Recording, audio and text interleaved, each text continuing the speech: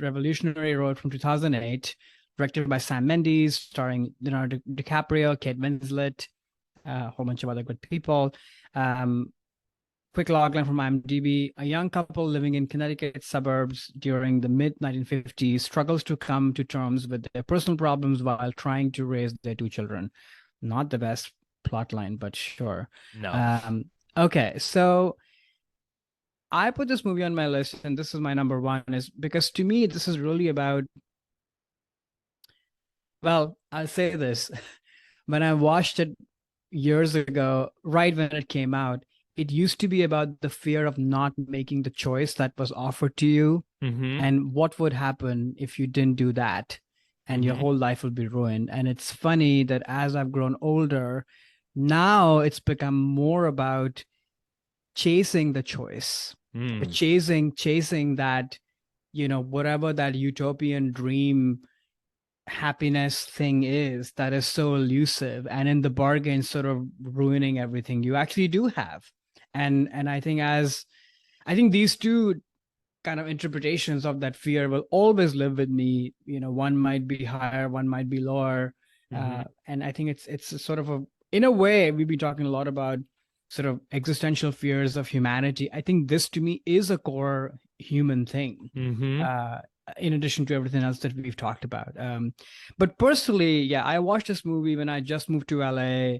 There's definitely a dark time in my life where I was sort of figuring things out. I didn't know many people, so there was obviously a lot of loneliness as part Mm. of my life as well. I felt a little bit directionless, and I somehow just stumbled upon this movie and it kind of wrecked me. Mm. This is kind of sad, but yeah, the score of this movie, which I don't like Thomas Newman, but this is one of the few scores that I do like of his. It's sort of stuck with me, and it's emblematic of that time in my life. I don't listen to that score. I since hadn't, because Mm. it sort of takes me back to that place of uncertainty and fear and just sort of feeling a little bit lost, really. But yeah, that's sort of how powerful this movie was. But yeah, at the core of it, though, it is about those things like I mentioned up top. But it's at the core of it, it's about really not communicating with yourself and or your partner or the people who are important in your life. Mm-hmm. And when you don't do that, how these things sort of build up inside of you and then escalate, and then it's too late to really turn around. That's what this is about. And I do have a fear of that, because we're, on one hand, human beings are very simple and predictable, but on the other hand, we are also very complicated because of really of our own mind. Mm-hmm. And if you don't deal with the things that we value or don't value, you don't know where they might lead you to, and that's sort of the fear I've always had. But as a movie, this movie is not perfect. I think it's flawed. It drags a bit and such. That said, though, on a performance level, I think this movie is sort of brilliant. Like what Kate and Leo are doing is sort of otherworldly in my mind, especially her and even him. Like this sort of feeling of total helplessness, really, on his part. He's not your typical stereotypical one-dimensional husband character.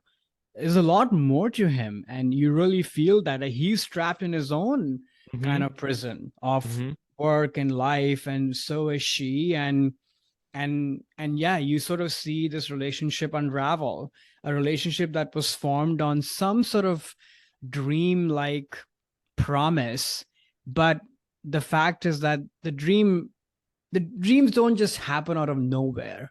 You have to build towards those dreams, and these people actually don't do that. They've Mm-hmm. never really communicated, they've never really dealt with each other in a real way, and then of course, shit explodes terribly. And yeah, you can call this movie and say, oh, this is about the suburbs in the 50s where things were restricted and blah blah blah. No, this can happen today. Mm-hmm. This is not about when we live. This is very internal. Yes, there are external things that power some of this or fuel some of this, perhaps, but you know human prisons and traps have always been there. They will always be there Hmm. from a societal standpoint. It's sort of how you deal with those things. And can you really? I mean, a lot of that is also not in our own hands often. I mean, I don't want to make it sound like it's easy that, oh, Right, why right. didn't you deal with your stuff? No, you can't sometimes Hmm. because of all sorts of reasons. But yeah, back to the movie, like the period detail is amazing. Score I already talked about. Sam Mendes. It's Roger Deakins, of Oh course. yeah, So it's yeah. just, unbelievable. You're completely transported to this place, but really you're transported to this home, which sort of becomes the center of dread and anger and grief and paranoia. And you're almost sort of in a prison-like environment with these two people, even though it's also beautiful and amazing. Hmm. And I forgot to mention Kathy Bates and Michael Shannon, who are Oh, so great. so great, and even Catherine Hahn and David Harbour. Like you're seeing so many different perspectives. It does have a play-like quality to it, which I like actually in this Hmm. movie. So anyway, that is my number one, Revolutionary Road. Yeah, this is a great film, and it's actually interesting that you mentioned your perspective changed over time. So I saw this film when it Mhm. first came out in theaters, and then I don't know if I ever saw it again until this podcast. I enjoyed it a Mhm. lot, but it's like, what? Not an easy movie to say. Oh, let's throw on No. Revolutionary Road. And it definitely at the time, I remember a lot of the things you were talking about just then, and like, oh, talking about the suburbia in the 50s, and trapped in that system back then, and it was blah blah blah, the dream. Is that really the dream? And that's how I saw the film. And now definitely, yeah, that's there, but it's you're totally right. Like this could happen. The time and the place is sort of irrelevant. It just adds another layer, but it's not the only Right. thing that the movie's about. It really is, like you said, like communication. I mean, I think this the move opening of this film is brilliant. So you get Oh like gosh. that starts with their meet cute moment, and you already are coming into this film with baggage of this is Jack and Rose. The Yeah. world has seen Titanic. The Yeah. world feels that this is the true love that is meant to be because everyone's Yeah. seen that film, and this is the first time they've acted in a movie together since then. So you're immediately like, oh my God, this is like true love. And you see these people and they're so in love. And then it immediately cuts to the present day in the film, and they start from a scene where they're right next to each other, like kind of bonding on a cellular level, and then it cuts to where now they're separated by distance. He's in an audience, she's on a stage conveying fake emotions. A curtain closes between them, like they're immediately physically distanced, and now it's like you can see that she's there doing fake emotions as part of the play. And he's there taking this stuff in. So it's like, well, they're clearly not immediately communicating. And then, you see that they're fighting and all this stuff happens. And like we touched on this with The Firm, Tom Cruise's character is trying to escape his past, like you said, with his poor upbringing.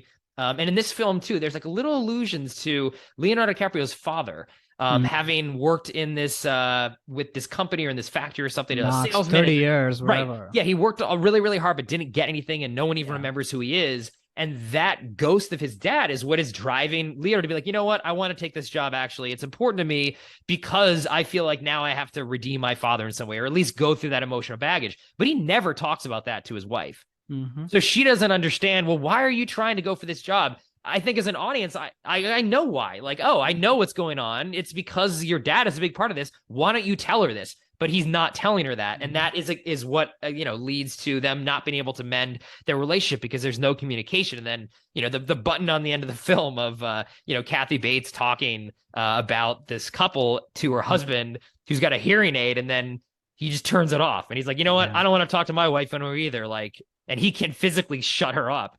Yeah. And that again is okay. Well, no communication. Like this is still the cycle that's going to continue again, and that is now how I viewed this film. It's all about look, you got to be open and honest and communicate with people about how you're feeling and what's really going on, or else you're not going to be able to make the right choices and No. get what you want in your life if you're trying to do it with somebody else. Which is what this movie is all about: relationships and love and marriage and all these sort of things. So I definitely viewed it as a different interpretation myself of that fear of not being fully honest with somebody, Hmm. then literally killing you or killing somebody else. Yeah. But also like Leo's not happy at the end. Like it's No. nobody ends. He's a ghost in He's a that total park. ghost. Oh my God. Yeah, it's so sad. And if he had only had the, I don't know if it's courage or just the emotional awareness to put into better context with Kate Winslet's character on like why he is now saying, you know what, maybe we shouldn't run off to France. I think, that is at least how I was looking at this film, which is still an incredibly sad film, but incredible performances all around. I do feel this is when Leo started growing up as an actor. I've always loved him, but he definitely is not, he took him a while to kind of actually become a very good actor, I feel. And this movie was a huge step forward for him. And Kate Winslet has just always been incredible, and just, incredible performance by her. And for both of them making the decision to, this is the movie we want to do after Titanic is a very interesting choice. She seeked him out. Like she really lobbied him for like multiple years, because she was like, it has to be us doing this together. Because of the Jack Rose thing that you talked about, but also their own friendship. And I think I can only imagine as actors to be in that sort of a dark space, let alone your husband then directing you. It's his husband. True. So, it's a very interesting sort of dynamic. And sadly, their marriage doesn't make it through, I don't know how long after the movie was made that they separated. So it's just sort of, it just shows like there's so much of like humanity and human connection in the making of this movie. And it comes across. It shows. Yeah, no, it's definitely a movie that is still great, that I recommend. And it just was interesting. Both of us had different, I don't know, say interpretations, but they're different. New layers are sort of peeled back. New layers were added, after coming back to the film after so long. And to me, that's what makes a good film. That it evolves as you evolve as a person. You see more things in it.